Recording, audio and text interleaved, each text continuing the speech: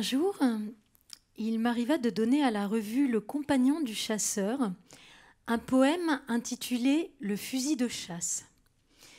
Alors oui, cela pourrait laisser penser que je porte plus ou moins d'intérêt à la chasse, mais la vérité est que j'ai été élevée par une mère qui haïssait toute violence et que je n'ai jamais tenu ne serait-ce qu'une carabine à air comprimé.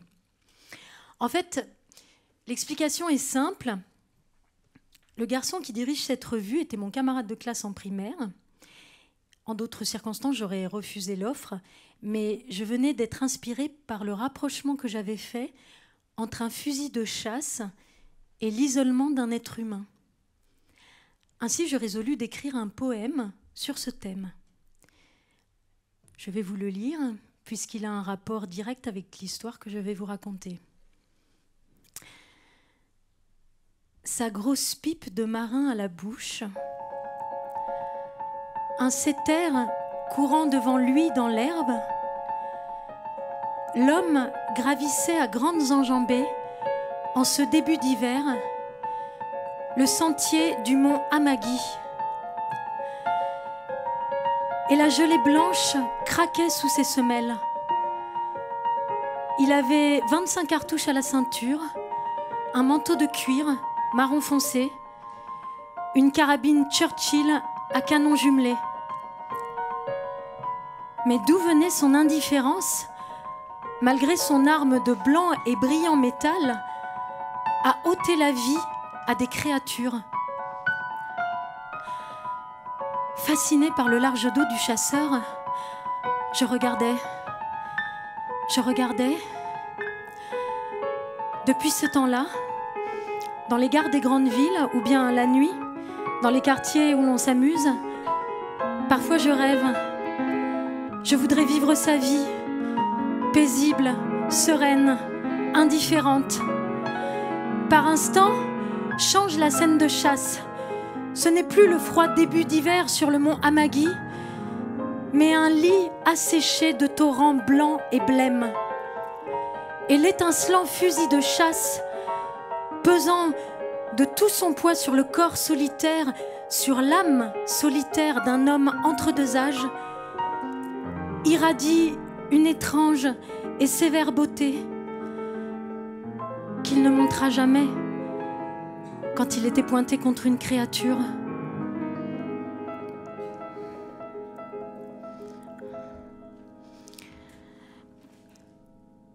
Quand je reçus le numéro de la revue, mon poème s'y trouvait et occupait plusieurs pages. Mais cette publication appartenait à la Société des chasseurs du Japon. Dans une revue de cette sorte, l'image que je présentais de la chasse était plus ou moins une hérésie et mon poème aurait dû être refusé. Pendant quelque temps, je m'attendis à recevoir des lettres de protestation, mais mon inquiétude n'était qu'un effet de mon effrayante vanité. Heureusement ou malheureusement, mon poème avait été traité avec un silencieux mépris par les chasseurs du Japon, ou plus exactement, nul ne l'avait jamais lu. 2 ou 3 mois environ passèrent quand j'ai reçu une lettre d'un certain Josuke Mizugi, qui m'était totalement inconnu. « Je m'intéresse quelque peu à la chasse », écrivait Mizugi, « et j'ai eu récemment l'occasion de lire votre poème. Je suis un homme dénué de goût et je ne me sens nullement porté vers la poésie. À la vérité, c'était la première fois que je lisais un poème. Pardonnez-moi de vous dire que je ne connaissais pas votre nom, mais j'ai éprouvé un choc comme jamais auparavant. Que diriez-vous si je vous avouais que l'homme dont vous avez parlé dans votre poème n'est personne d'autre que moi? » Parvenue à ce point de ma lecture, j'essayais de me rappeler le chasseur que j'avais croisé 5 mois auparavant, mais je ne trouvais rien de frappant dans mes souvenirs, sinon l'impression confuse que de ce chasseur vu de dos se dégageait un étrange sentiment de solitude. Sa lettre continue ainsi. « Il vous est permis d'avoir des doutes sur l'équilibre mental d'un homme qui passe soudain du coq à l'âne. J'ai ici 3 lettres qui me furent adressées. J'avais l'intention de les brûler, mais après avoir lu votre excellent poème, j'ai cru devoir vous les montrer. Je m'en voudrais de troubler votre quiétude. Cependant, je vous les fais parvenir par courrier séparé. Je serais très heureux que vous les lisiez. Je voudrais que vous sachiez que le lit asséché du torrent blanc et blême est celui que j'ai contemplé. Il me semble qu'un homme est bien fou de vouloir qu'un autre le comprenne. Je n'avais jamais éprouvé ce sentiment jusqu'ici, mais en apprenant que vous vous intéressez à mon cas, j'ai décidé de ne rien vous cacher. Après les avoir lus, j'espère que vous voudrez bien brûler ces 3 lettres. 2 jours plus tard, les 3 lettres me parvinrent. L'enveloppe qui les renfermait portait le nom de Josuke Mizugi. Chacune des lettres lui avait été adressée par une femme différente.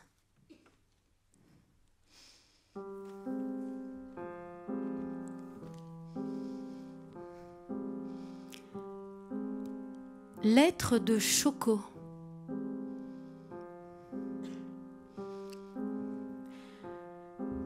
Cher Josuke, 3 semaines se sont écoulées depuis que mère est morte. Comme le temps a vite passé, j'ai reçu les dernières condoléances hier et toute la maison semble soudain plongée dans le silence. Et je prends enfin vraiment conscience que mère n'est plus de ce monde. Vous devez être extrêmement las. Vous vous êtes occupé de tout, des faire part aux parents, de la préparation du repas de minuit lors de la veillée funèbre.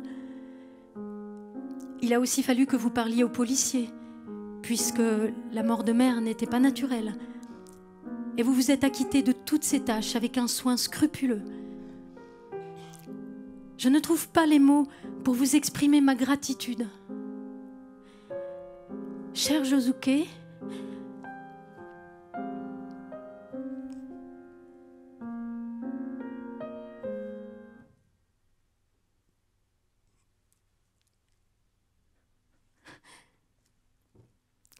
l'avouerai-je,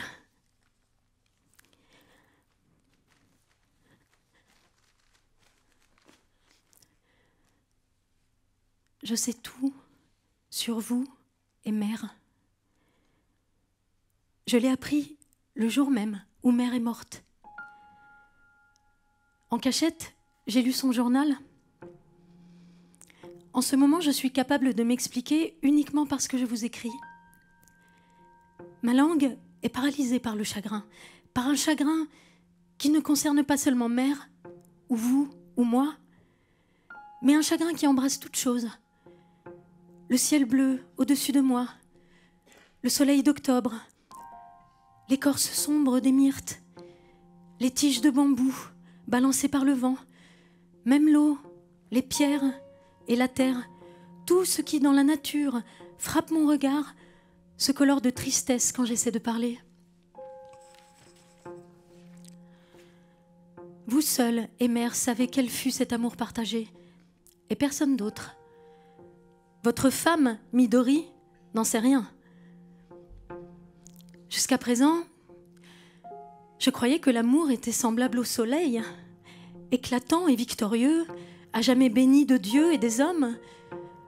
Je croyais que l'amour gagnait peu à peu en puissance, tel un cours d'eau limpide qui scintille dans toute sa beauté sous les rayons du soleil, frémissant de 1000 rides soulevées par le vent et protégées par des rives couvertes d'herbes, d'arbres et de fleurs. Je croyais que c'était cela l'amour. Comment je pouvais imaginer un amour que le soleil n'illumine pas et qui coule de nulle part à nulle part, profondément encaissé dans la terre, comme une rivière souterraine. Mère m'a menti pendant 13 ans. Et à sa mort, elle mentait encore. Je ne pouvais pas imaginer qu'il y eût des secrets entre nous. La veille de sa mort, votre femme, Midori, vint prendre de ses nouvelles. et je me rendis dans la chambre de mère pour l'informer de cette visite. Mais quand j'ouvris les portes à glissière, j'ai eu un sursaut. Mère détourna le visage. Elle était assise sur son lit et avait revêtu un haori en soie gris mauve, brodé de grands chardons brillants. Un vêtement dont elle m'avait depuis longtemps fait cadeau, car il était trop voyant pour elle à ce qu'elle disait, et qu'elle avait rangé dans un coffre. Jusqu'à ce moment-là, votre femme, Midori, entra à ma suite dans la chambre. Après avoir crié « Oh, comme c'est beau !» elle s'assit un instant, sans parler, comme fascinée, elle aussi, par la splendeur du haori. Toute la journée, je me rappelais cette splendeur, mais aussi l'effrayante solitude que révélait à mes yeux le dos de mère couvert du haori. C'était comme si un morceau de plomb froid s'était glissé au plus profond de mon cœur. Vers le soir, le vent qui avait soufflé toute la journée tomba, et avec l'aide de notre servante Sadayo, je ratissais les feuilles mortes dans le jardin et je les fis brûler. Mère, qui regardait par la fenêtre, sortit sur la véranda, portant un paquet soigneusement fait et enveloppé dans du papier de couleur. « Fais brûler également ceci. »« Qu'est-ce que c'est ? » ?»« Peu importe, » répondit-elle d'un ton inhabituellement sec. Mais sans doute se ravisa-t-elle, car elle dit calmement « Un journal, le journal de ta mère. Fais brûler le paquet tel qu'il est. » Puis elle se détourna et s'en alla par le couloir d'un pas mal assuré, comme chassé par le vent. J'ouvris le journal de mère à la première page, et le mot qui frappa tout d'abord mon regard avide ne fut pas celui que j'attendais. Ce mot fut le mot péché. Le péché, le péché, le péché. Je lus de la première à la dernière page. Je n'y trouvais que votre histoire, celle des relations entre mère et vous. Une histoire dont je n'avais pas soupçonné l'existence et rapportée dans des termes d'une violence dont je n'aurais jamais cru mère capable. Tantôt elle souffrait, tantôt elle était en extase, tantôt elle priait, tantôt elle sombrait dans le désespoir, tantôt elle décidait de se tuer. Oui, elle a souvent songé au suicide. Elle écrivait qu'elle se tuerait si par hasard votre femme Midori venait à découvrir ce qui se passait. Dire que mère, qui eut toujours avec Midori des entretiens si enjoués, a pu avoir à ce point peur d'elle. Quoi que j'évoque de mon enfance, je retrouve toujours la présence de votre femme Midori, la cousine et l'amie de ma mère. Alors oui, le secret a été gardé, oui, ou plutôt non. Mère est morte pour garder ce secret. C'est bien, je pense, ce pourquoi elle est morte. En ce jour de malheur, veille de celui où elle commença à souffrir de douleurs brèves, fulgurantes, mère m'appela auprès d'elle et d'un air bizarrement détaché, elle me dit « Je viens de prendre du poison. Je suis lasse. Lasse de continuer à vivre. Lasse. » J'étais hébétée. Je suivis son regard, qui semblait fixer quelque chose au loin. Puis je me suis sentie gagnée par un accès de colère, semblable à une soudaine bourrasque de fin d'automne. Une brûlante, une éclatante explosion d'indescriptible fureur contre quelque chose, je ne sais pas quoi. Je fixai des yeux son visage et je dis « Je comprends ». C'est à ce moment que les brefs hurlements de mère commencèrent, comme si elle s'engloutissait dans les eaux sombres de la mort. Alors je pris le téléphone pour vous appeler, mais ce fut votre femme, Midori, toute bouleversée, qui fit irruption dans la maison 5 minutes plus tard. Mère mourut en tenant la main de Midori, l'être qu'elle avait à la fois aimé et redouté plus que quiconque. Midori étendit un linge blanc sur le visage de mère, ce visage qui ignorerait désormais toute souffrance, tout chagrin.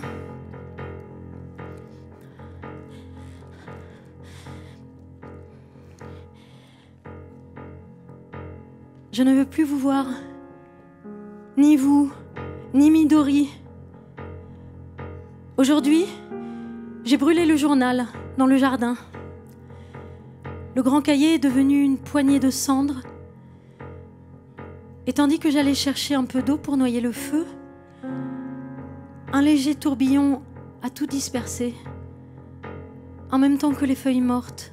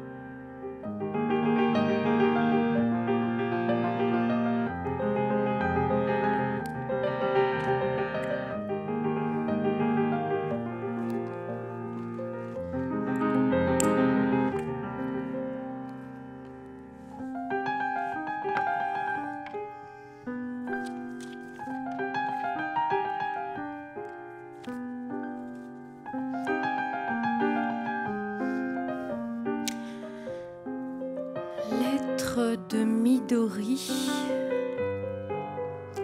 Cher Monsieur Josuke Mizugi, tandis que j'écris ton nom précédé de ce monsieur cérémonieux, je sens mon cœur battre d'émotion comme si j'écrivais une lettre d'amour, malgré mon âge. Bon, au fond, je n'ai que 33 ans. J'ai écrit quantité de lettres de ce genre au cours des dernières années, les unes en secret, d'autres ouvertement, mais aucune ne t'était destinée. Et pourtant, tu aurais pu en recevoir une ou deux, puisque toutes celles que j'ai écrites expriment mes sentiments à ton égard, bien qu'elles fussent adressées à des hommes différents. L'explication est, semble-t-il, fort simple. Ma timidité naturelle me rend incapable d'écrire à mon mari. Mais bon, finissons-en avec ces bavardages qui ne feront qu'amplifier ton mécontentement. Aussi en viendrai-je aux affaires sérieuses. Quand nous jetons un regard sur le passé, notre mariage, qui n'existe que de nom, semble avoir duré très longtemps, n'est-ce pas ? Alors, est-ce que tu n'as pas envie d'en finir une fois pour toutes ?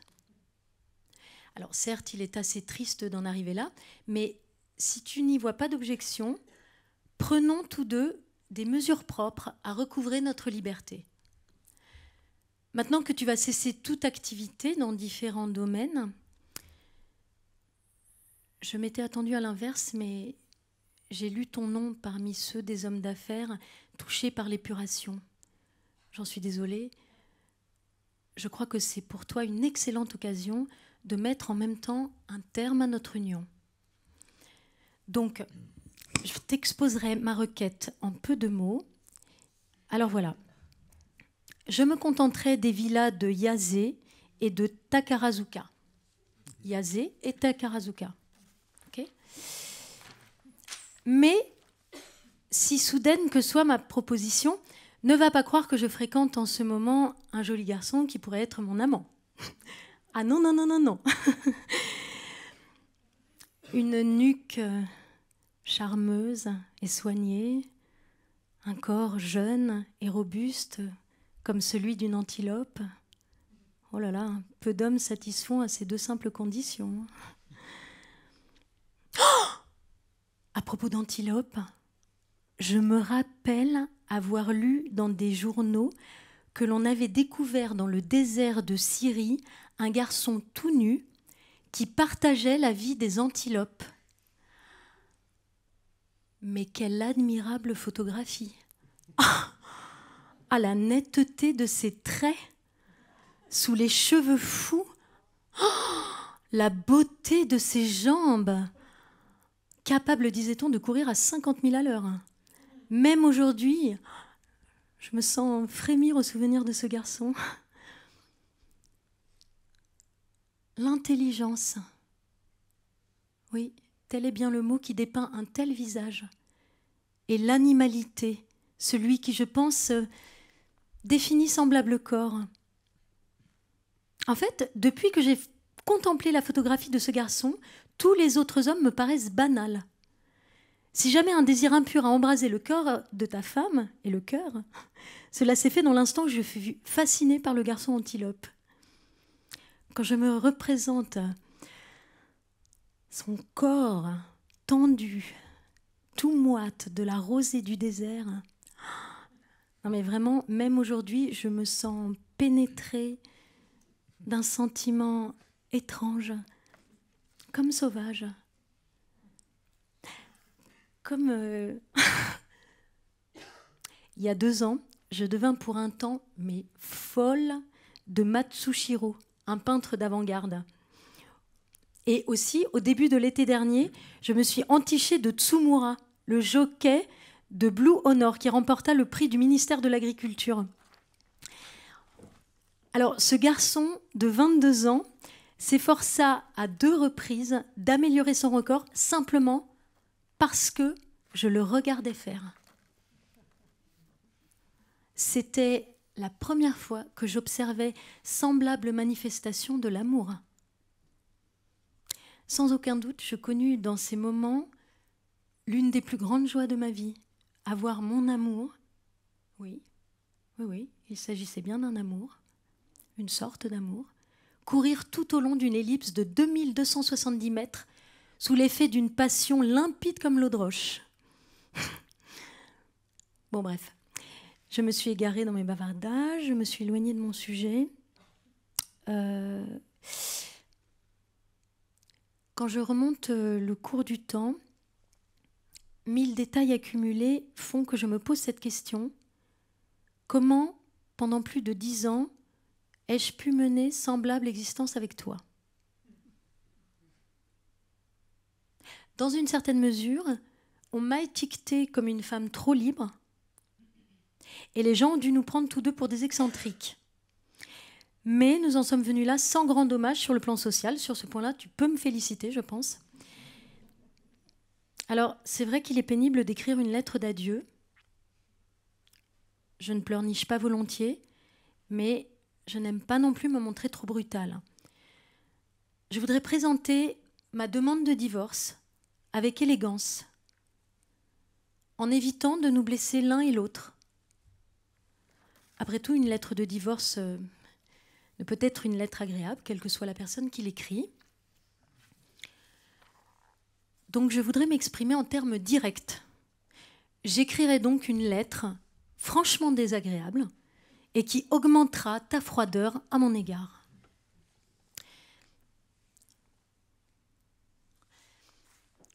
C'était en février 1934, vers 9 h du matin.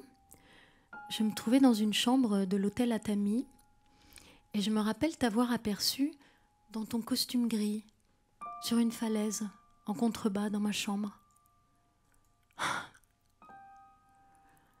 Quelle fut ma douleur lorsque ce ahuri de soie, orné de chardons brillants, frappa mon regard. Celle qui portait ce vêtement, une grande et belle femme, s'est approchée de toi. Je ne m'étais pas attendue à ce que mon pressentiment se vérifiât aussi exactement. Et pourtant, c'était pour savoir s'il était fondé ou non que j'étais accourue, après avoir passé toute la nuit dans le train, sans même fermer l'œil. Je m'arrêtai un instant sur le trottoir, devant l'hôtel, une douleur fulgurante au cœur, sans savoir si je me dirigerais vers la mer ou si je remonterais vers la gare. Je me mis à descendre vers la plage. Mais avant d'avoir parcouru 50 mètres, je m'arrêtais de nouveau. Et puis, changeant d'idée, je retournais vers la gare. Maintenant que j'y réfléchis, je me rends compte qu'en agissant ainsi, c'est moi qui ai posé les bases de la situation qui est la nôtre présentement. Si j'étais descendue vers la mer où vous vous trouviez, je serais aujourd'hui différente de ce que je suis. Mais je ne l'ai pas fait. Ce fut le tournant décisif de mon existence. Pourquoi n'ai-je pas suivi le chemin qui conduit à la mer ? La raison est celle-ci. Par rapport à cette très belle femme, de 5 ou 6 ans, mon aînée, par rapport à ma cousine, Saïko, j'étais en état d'infériorité à tout point de vue. Expérience, savoir, talent, beauté, tendresse. Je n'avais même pas l'art de tenir une tasse de café, de parler littérature et de goûter à la musique, de me maquiller. Oh là là, quel désarroi fut le mien. Le désarroi d'une jeune mariée de 20 ans. Alors, autant que je me souvienne, depuis plus de 10 ans, chacun de nous s'est retranché derrière les murs de sa citadelle. Tu m'as trompé, je t'ai trompé, mais c'est toi qui as eu l'initiative. Si je fus capable de supporter semblable vie avec toi pendant plus de 10 ans, ce fut avec l'espoir qu'un jour viendrait où notre association prendrait fin, ou que quelque événement se produirait, ou que quelque chose arriverait. Et voilà que justement, il s'est produit un événement de ce genre. Te rappelles-tu ? Si mes souvenirs sont exacts, c'était juste après ton voyage en Asie du Sud. Oui, j'étais absente quand tu rentras. Je ne revins à la maison que 3 jours après ton retour et je dois l'avouer quelque peu ivre. Je pensais que tu étais allée à Tokyo pour affaires et je fus surprise de constater que tu étais déjà rentrée. Tu étais seule dans le salon occupé de ton fusil. Tout ce que je dis fut « Eh bien, me voici ». Puis je sortis sur la véranda. Je m'assis sur un canapé pour prendre le frais. Je te tournais le dos. Le parasol de la table de jardin avait été posé sous l'auvent, appuyé à l'une des portes vitrées à glissière qui réfléchissaient une partie du salon. Je pouvais ainsi apercevoir ton reflet, ton visage, tandis que tu frottais le canon de ton fusil à l'aide d'un chiffon blanc.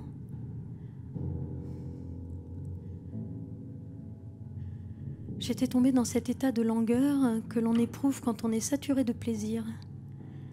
À bout de force, j'étais trop fatiguée pour bouger le petit doigt. Je laissais machinalement mon regard s'attacher à ton reflet sur la vitre. Tu avais fini de frotter le canon et tu remontais la culasse que tu avais également nettoyée. Alors, tu levas et abaissa plusieurs fois le fusil, en épaulant à chaque fois. Mais peu après, le fusil ne bougea plus. Tu l'appuya fermement contre ton épaule et tu visas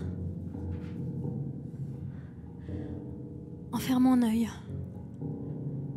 Je me raidis soudain et me rendis compte que le canon était manifestement dirigé vers mon dos.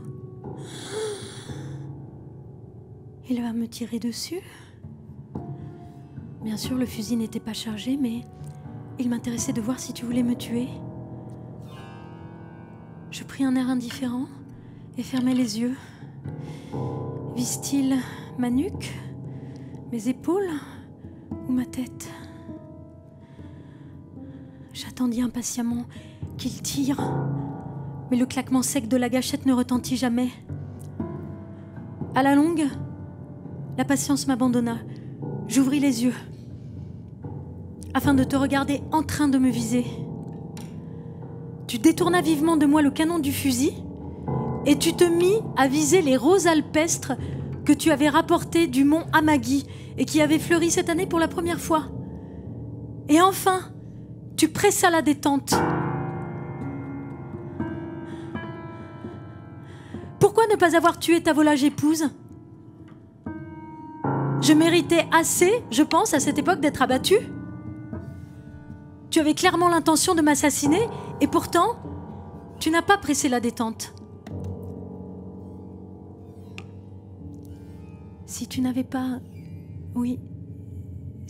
tenu pour négligeable mon inconduite, si ta haine avait fait balle à travers mon cœur, tu sais, je me serais serrée contre toi.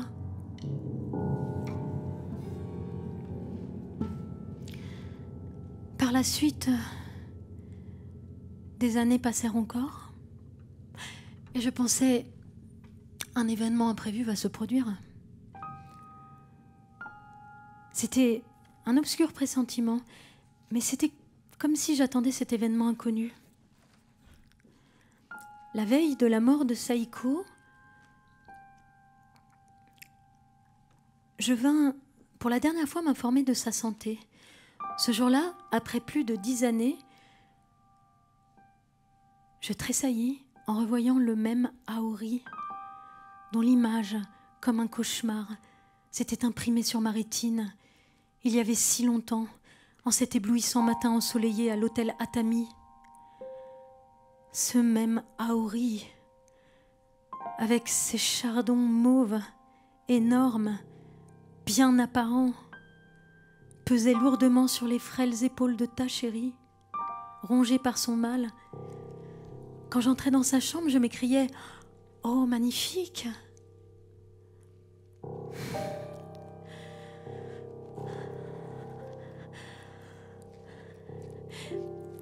Puis je m'assis et m'efforçai au calme. Mais en pensant aux raisons qui lui faisaient porter le Aori sous mon nez, je sus que j'allais perdre mon sang-froid. Le crime d'une femme qui avait volé son mari à une autre femme, l'humiliation ressentie par une fille de 20 ans qui venait de se marier, ces deux choses ne pouvaient manquer de demander un jour ou l'autre réparation. Et ce jour, semblait-il, était arrivé.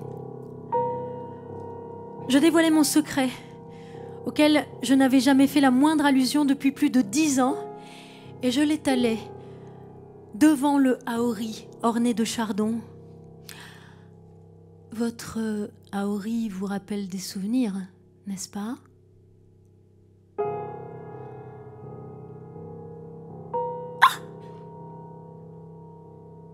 eut un cri bref, de surprise, presque inaudible, et se tourna vers moi.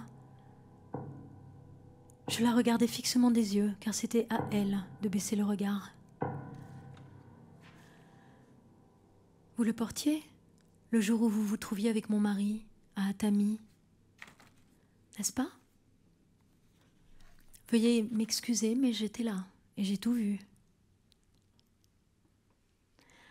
Comme je m'y attendais, elle blêmit, et je vis ses muscles autour de sa bouche se contracter dans un rictus d'écœurement. Puis, incapable de prononcer un mot, elle baissa la tête et fixa ses mains pâles posées sur ses genoux.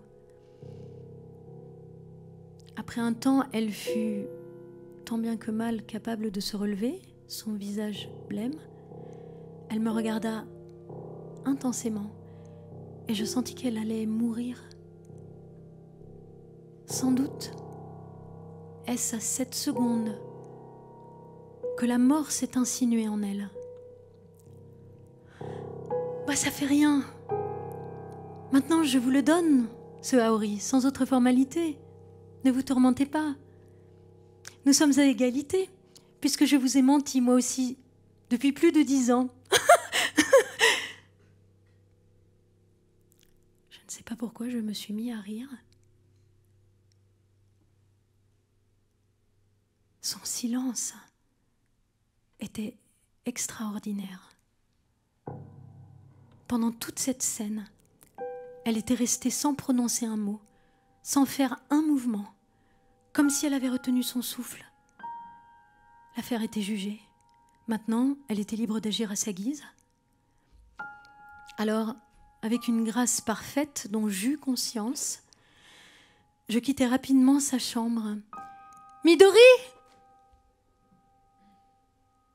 Pour la première fois depuis mon arrivée, j'entendis sa voix derrière moi. Mais sans répondre, je pris le couloir pour partir.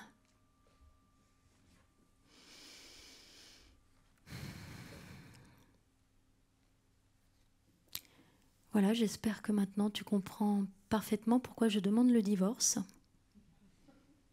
Ou plutôt pourquoi c'est à toi de me le demander. Ah, au fait, j'ai une fameuse nouvelle à t'apprendre avant de finir. Alors aujourd'hui, pour la première fois depuis tant d'années, au lieu de laisser faire la servante, j'ai moi-même rangé ton bureau. J'ai donc écrit ma lettre dans ton bureau. Le Gauguin n'est pas en harmonie avec le style de la pièce. Et d'ailleurs, je voudrais l'emporter, si tu es d'accord, dans la maison de Yazé. Je l'ai donc décroché sans ta permission, mais je l'ai remplacé par un paysage de neige, de Vlaminck. Ensuite, j'ai rangé ton armoire. J'y ai serré tes 3 complets d'hiver, selon mon goût. J'y ai accordé des cravates convenables. Voilà. Écoute, j'espère que tu les aimeras. Je te dis à très bientôt.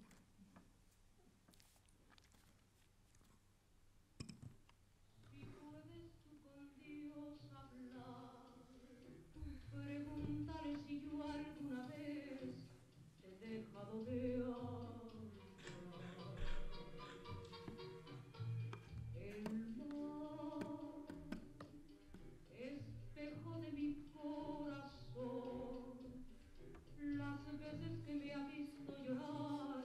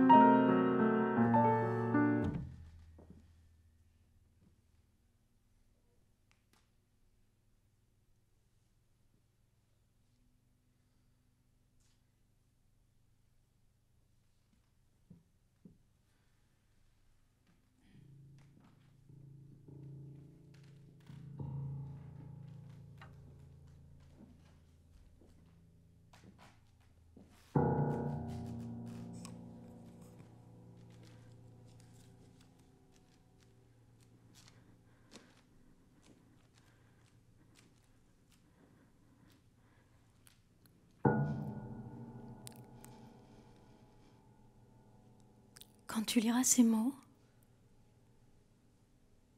je ne saurai plus. J'ignore ce que peut être la mort, mais je suis sûre que mes joies, mes peines, mes craintes ne me survivront pas. Tant de préoccupations à ton sujet et tant de préoccupations au sujet de Choco. Tout cela n'aura bientôt plus de raison d'être en ce monde. Mon corps et mon âme vont disparaître. Il n'empêche que bien des heures, bien des jours après que je m'en serai allée, que je serai retournée au néant, tu liras cette lettre. Et elle te dira, à toi, qui restera en vie après que je ne serai plus, les nombreux sujets de réflexion qui furent les miens de mon vivant. Comme si tu entendais ma voix. Cette lettre te dira mes pensées, mes sentiments, des choses que tu ignores. Ce sera comme si nous bavardions, comme si tu entendais ma voix. Tu vas être bien étonné et sans doute affligé, et tu vas m'en vouloir. Mais je le sais, tu ne pleureras pas.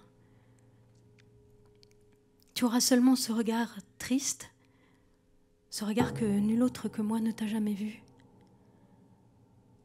Peut-être aussi tu diras « Oh ma chérie, tu es folle. »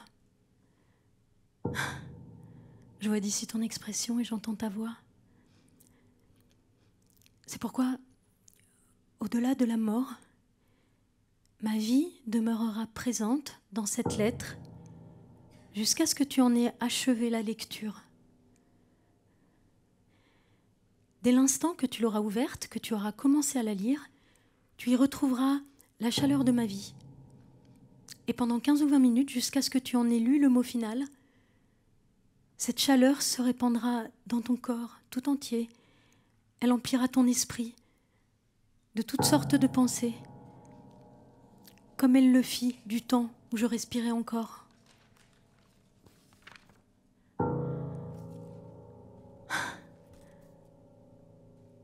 Quelle étrange chose qu'une lettre posthume. Même si la vie enfermée dans cette lettre ne doit durer que 15 ou 20 minutes, oui, même si cette vie doit avoir cette brièveté, je veux te révéler mon moi profond. Aussi effrayant que cela paraisse, je sens bien maintenant que de mon vivant, je ne t'ai jamais fait voir mon moi véritable. Le moi qui écrit cette lettre est mon moi, mon véritable moi. Tu as prononcé le mot pécheur pour la première fois à l'hôtel Atami et tu as dit « Soyons des pécheurs ». Te rappelles-tu? Pendant la nuit, dans notre chambre qui donnait sur la mer, les volets de bois se mirent à battre sous le vent et quand tu te levas à minuit pour les ouvrir afin de faire cesser le bruit, j'aperçus dans le chenal une barque de pêche qui flambait comme si on en faisait un feu de joie. Bien sûr, plusieurs vies humaines étaient à 2 doigts de la mort, mais nous n'en éprouvâmes aucune horreur. Seule la beauté de la scène nous frappa. Jusqu'à cette nuit-là, j'avais essayé de rompre avec toi. Mais après avoir vu brûler la barque de pêche, je renonçais à la lutte et je m'abandonnais à ce qui me paraissait être mon destin. Quand tu m'as dit « Ne veux-tu pas m'empêcher de tromper Midori aussi longtemps que nous vivrons ?» Je t'ai répondu sans hésiter « Puisque nous ne pouvons éviter d'être des pécheurs, soyons du moins de grands pécheurs. Et aussi longtemps que nous vivrons, nous tromperons non seulement Midori, mais encore tout le monde. » Et cette nuit-là, pour la première fois, depuis que nous avions commencé à nous retrouver à l'insu de tous, je connus un sommeil sans trouble. Même à l'heure où j'écris ces mots, Je conserve la vision de ce bateau dont les flammes brillaient dans l'obscurité. Ce que je vis cette nuit-là, à la surface de la mer, n'était sans doute que le supplice aussi bref que pathétique d'une femme consumée par les feux de l'amour. Péché, péché, péché, péché. J'étais obsédée par le sens du péché.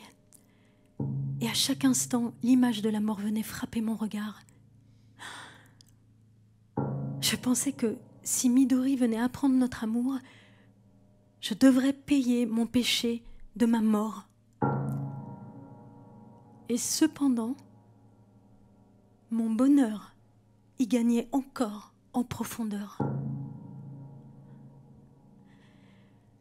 Je me suis souvent interrogée sur ce serpent que chacun, selon toi, porte en lui. Et j'en ai conclu qu'il symbolisait tantôt l'égoïsme, tantôt la jalousie, tantôt le destin. Mais maintenant, c'est sûr, un serpent habite en moi et il vient de faire son apparition aujourd'hui pour la première fois. Ce serpent, c'est cet autre moi que je ne connaissais même pas. Il a fait son apparition cet après-midi quand Midori vint prendre de mes nouvelles et pénétra dans ma chambre. Je portais le haori de soie gris mauve que, voici bien longtemps, tu avais fait venir pour moi, de Mito City, et que pendant ma jeunesse, j'aimais plus que tous mes autres vêtements. Elle parut étonnée car elle s'arrêta au milieu de ce qu'elle était en train de dire. Et elle resta un moment silencieuse.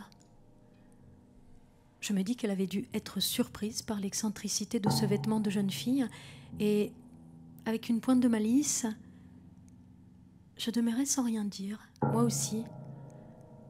Alors elle me regarda avec une bizarre froideur dans les yeux et elle me dit « C'est le haori que vous portiez quand vous vous trouviez avec Mizugi à Atami, n'est-ce pas?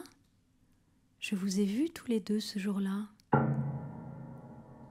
Son visage était étonnamment pâle et grave, et sa voix était aussi tranchante qu'une lame. Oh, elle sait tout. Et depuis si longtemps.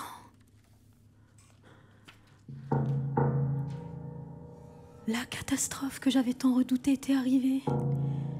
Un instant avait suffi pour que le voile du secret que toi et moi avions jalousement gardé pendant 13 ans fût brutalement arraché. Mais ce que je trouvais était bien différent de la mort à laquelle je m'étais attendue. Cela ressemblait, comment dire, à de la sérénité, à de l'apaisement. En vérité, c'était une paix bien étrange. Je me sentais délivrée. Le triste et lourd fardeau qui avait pesé sur mes épaules n'était plus. À sa place, il ne restait qu'un vide qui me mettait bizarrement au bord des larmes. Je fus comme soulevée par un sentiment de ravissement, ou mieux, par le sentiment de ma libération.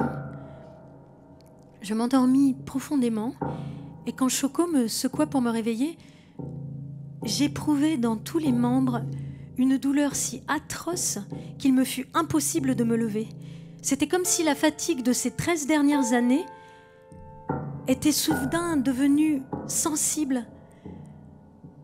Je me rendis compte que mon oncle était assis près de mon oreiller.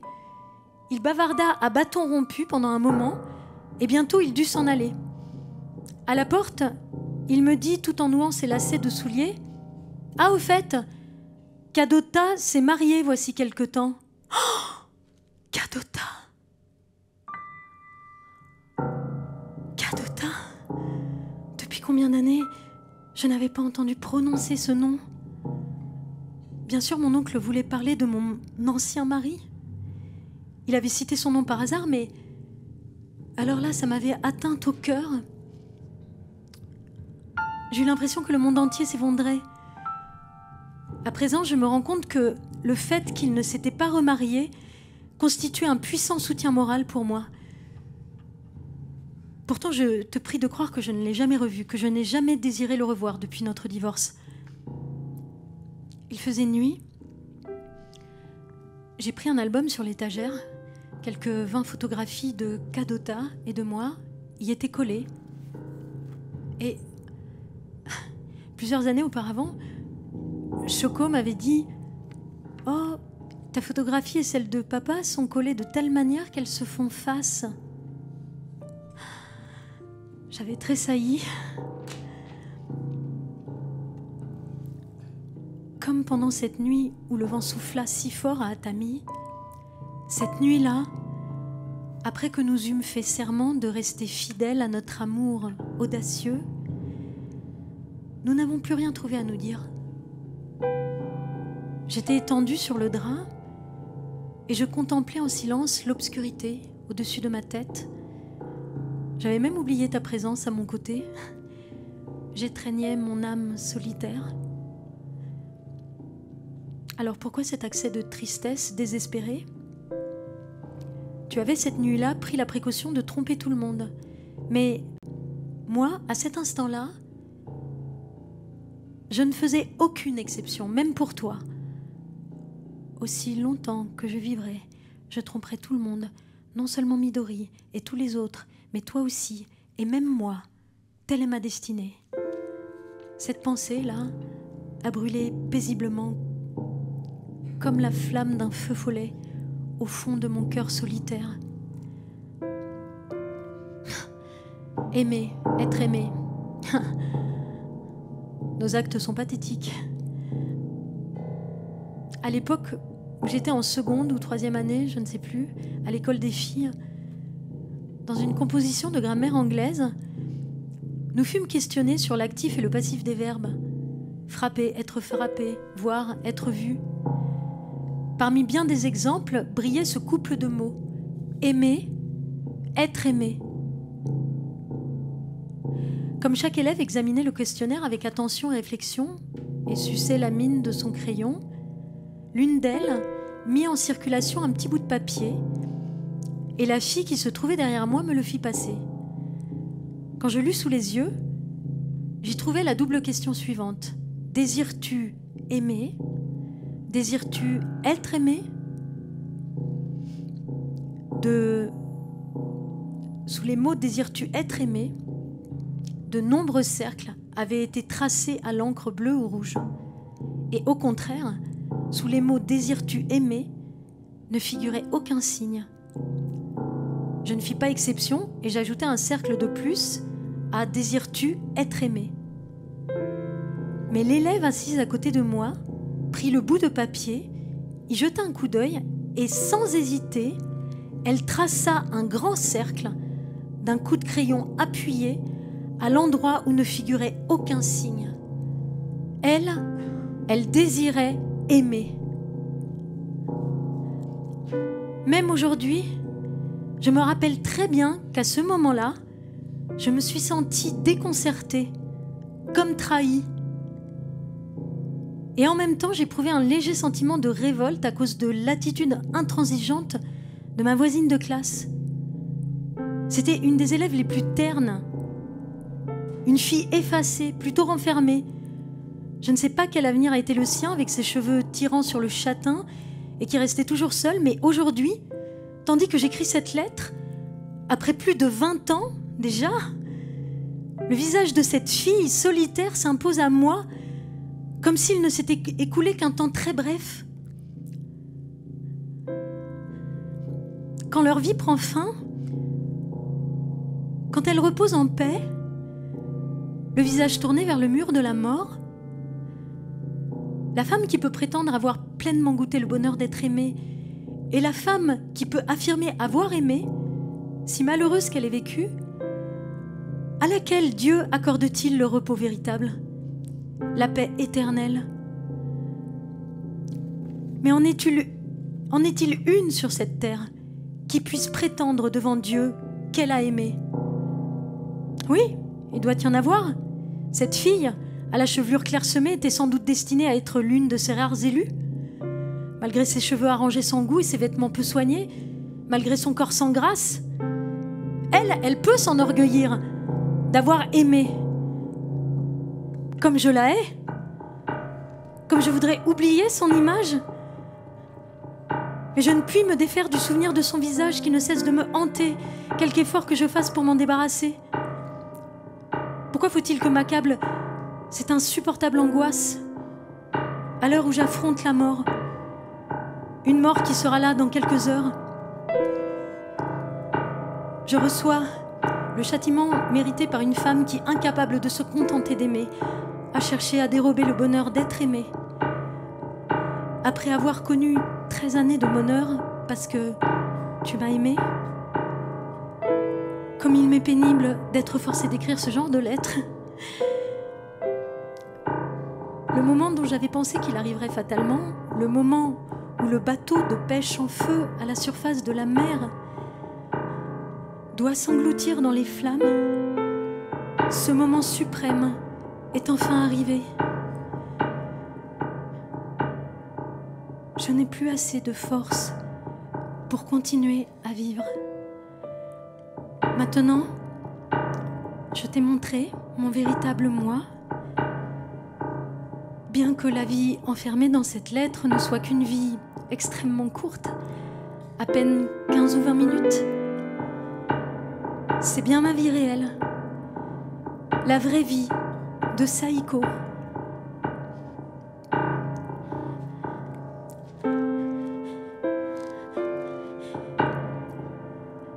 Laisse-moi te dire, encore une fois, avant de terminer, que ces 13 années sont pour moi aussi nébuleuses qu'un songe. Et pourtant, j'ai connu le bonheur. Grâce à ton immense amour. Oh mon amour, plus que personne d'autre au monde.